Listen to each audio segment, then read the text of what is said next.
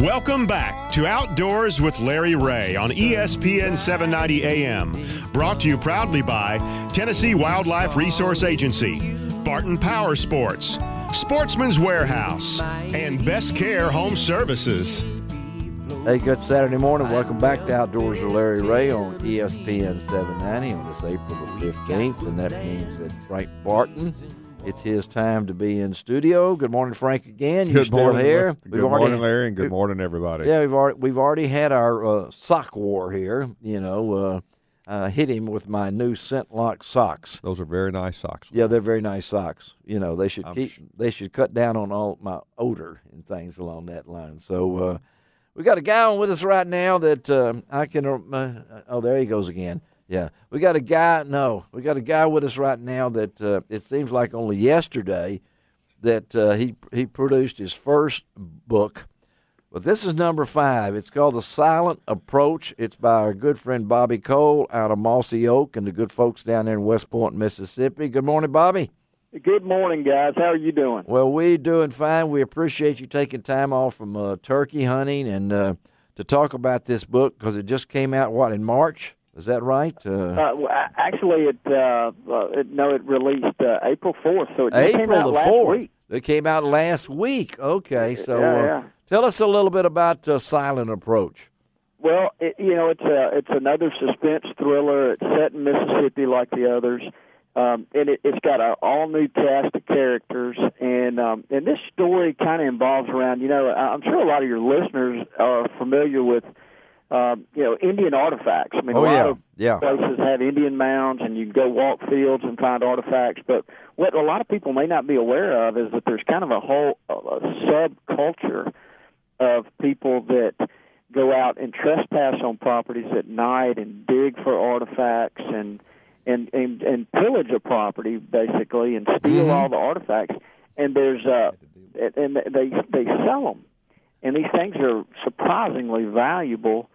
And so the book kind of has it delves into that, where there's a group of guys that are robbing Indian mounds and burial mounds and graves and selling these artifacts on the black market and making a lot of money. And so I kind of create a character that is trying to bust up that ring.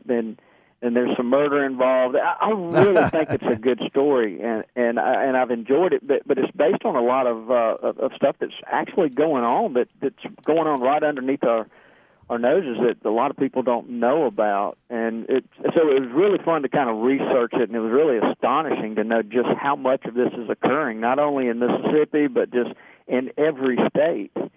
And I was shocked to find that out. But I think readers would enjoy the story. And it released on the 4th, and I was looking last night. There's like 6 reviews, and all the reviews so far. And I don't ask anybody to write a review, but they've all been really good. They have been. Reviews. Yeah, you like them stars filled up across there. Nice. And what really makes this unique now is Frank Barton is my guest, and Frank, of course, has land in eastern Arkansas. And tell me what you just said as you listen to him. What he was describing to everybody is what we call pot hunters.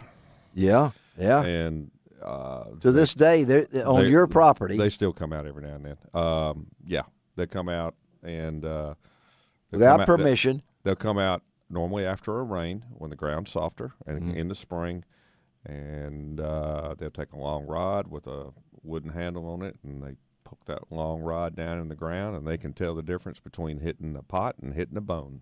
Wow. Yep. And they pitch, and then the real clever ones will actually pitch a small tent where they can put a light on inside that can't be seen from the road, and then they'll dig down. Hear that? Hear that, Bobby? Right here. So we got a witness to all this right here with my partner here. So. Yeah, and these guys are unbelievable at just cleaning a place out. I mean, it's amazing how good they are at it. Well, when I look at some of these characters, the crooked publisher Winston Walker, we got the FBI agent Emma Hayden. I always like Bobby's names that he put here. Crooked publisher is what I really want to read about there, and John Allen. There's so many, the cast of characters here, is what comes up with it. And Bobby, I know book number 5. You got a real job too. I mean, you're still working, aren't you, Bobby? Oh yeah, and I love my job at Mossy Oak and Biologic Gamekeepers. I mean, that's what keeps me busy all day long. But that writing is just something that I try to find time at night and on the weekends when it's not turkey season and deer season and duck season. But I really enjoy the writing, and the having people tell me that they enjoyed reading the stories is the reward out of it, and so it's been a lot of fun. Well, and number 5 was, and I've asked you before, does these things was this something that you've been, the subjects, how do you come up with these now? I mean, this is a little bit different than some of the other ones. It is, but it is it's still a suspense thriller, kind of detective type story. But what they're stealing is a little different than some of the others. But I don't know. I just keep my eyes and ears open and hear what's going on. And I wanted to do something that's different than other stories that are out there, and that's hard to do. So it is, yeah. And it would surprise people to know that we're talking about and some of these pots and some of these artifacts. I mean, it's not uncommon for this to be $20,000 or $30,000 worth of loot or booty or artifacts that they could get in a night and sell on the black market. It's some of it is crazy. The amounts of money is crazy. So you're talking about this is almost, even though it is fiction, there's a lot of nonfiction in here. Oh, yes. It's based on true events that have occurred. And that's what he says in the author note. This story is a work of fiction, but it is sadly true that people dig up and steal Indian artifacts from sites in alarming numbers each year. And one thing I like about Bobby's books, they're easy to handle. They're easy to read. The print, it's just first class. And for those of us with trifocals and things along that line, I can stick this book in my backpack. I can go in, if I'm waiting on turkeys or whatever I want to do, I can take this on trips with me. I wished I'd have had this before I went to Gaston's because I would have had 3 days to read it, and I'd been away. I might have probably finished it because that's the way I usually do when I get one of Bobby's books. It can take me a year to you rent new books. In the library I go and get new books. They give me 2 weeks to read it. I can't read a 700-page book in 2 weeks, but I can sit down and read this simply because it's a story and it's fascinating. And I don't know the title, Silent Approach. Tell us how you came up with the title, because, the dummy line, I had to ask you those titles and everything. What about this one? Yeah, well, there's some verbiage that law enforcement officers use when they're going to, approach a scenario, and then over the radio they'll tell the other units, hey, silent approach, and that's where that came from. Okay. At the very end of the story, there's a silent approach that occurs. So, well, don't tell me any more now. That's all I want to know, because I'm getting all this done out of it, and folks say, well, the president of Mossy Oak Biologic, and that's your real job, and so I know those Toxie and all the great game folks. If you think you're going to see Mossy Oak, and you think, boy, it's this huge no, it's just a bunch of guys down there, and I think that's what makes Mossy Oak so cool, and the Biologic, that's, I don't think, how long, when did we come up with Biologic? How long has this been? It's been just a little over. Mossy Oak is going in its 31st year. Yeah, I know. I wrote about them when they first started. That's how old I am. And I think Biologic is 21 years old. Wow. How long? You're right. We're in some old office buildings, and it's kind of scattered over West Point, and there's camo hanging on all the walls, and antlers, and turkeys, and it's a really, really special place. It's got a really neat culture. It does, and if you want to get an even more special place, go over to the Mossy Oak Nature's Golf Course, and I'm still looking forward to get down there. I haven't played it yet, but I haven't been invited by any of the Mossy Oak people to come down there yet. I'm waiting for, I wrote all these stories about it, and now it's open. I don't hear from anybody. Well, come on. You don't need an invite. Oh, Just I don't come need an on. invite. Okay. All right. George Yeah. Bryant just says, come on down, Larry. Stop down here and everything. And Bobby Cole told him I could come down, So. We'll figure out something. All right, Bobby. Thank you. But and now, how can they get a copy? Where is it available now since it's been out a week?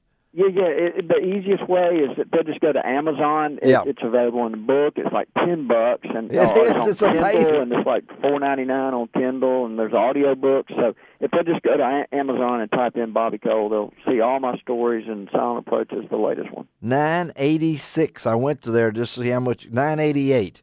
Now that's a bargain, buddy. It is a bargain. That's about what my fines are when I get a book out of the library and I keep them too long, and everything. So, Bobby, appreciate you, buddy. This is great. That's A Silent Approach by Bobby Cole, author of the Jake Crosby series. We'll talk to you, Bobby. All right. All right. Thanks, buddy. very Have a much. good one.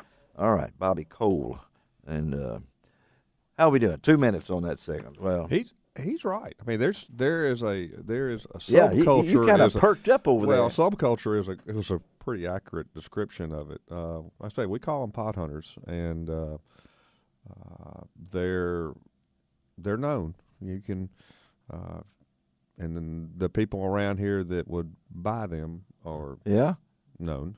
So I mean, it's like digging up the Sultana. I mean, that's fine. It's no different than going in somebody's backyard and digging. It is, isn't it? Without permission. Now, but now there's a whole different set of laws out there now preserving artifacts. It makes it I don't know if it's a misdemeanor or a felony. It's probably a felony, but you can't disturb burial grounds. In a nutshell, what they did was when an Indian died, when they buried him, they buried his pots with him. Ah, okay. The pots that he made, the pots that he lived with. Yeah, and so that's why they call them pot. They call them potholes. And then that's where we got the name potholes. They're effigy pots, which would be the pot would be in there'd be maybe a fish or a bird. But there's a lot of it in the flatlands of where you are over there. I mean, more than you would find on the bluffs here. A lot of Native Americans were in this area, and you can in the Delta. It's pretty easy to find an Indian mound because it's so much taller than all the rest of the topography. Parkin, you can go to Parkin. Don't they have an Indian Mound Museum at Parkin? Exactly. Yeah, well, that's what. Wycliffe. Yeah. If you can go up across the Mississippi River up at Wycliffe and the mounds.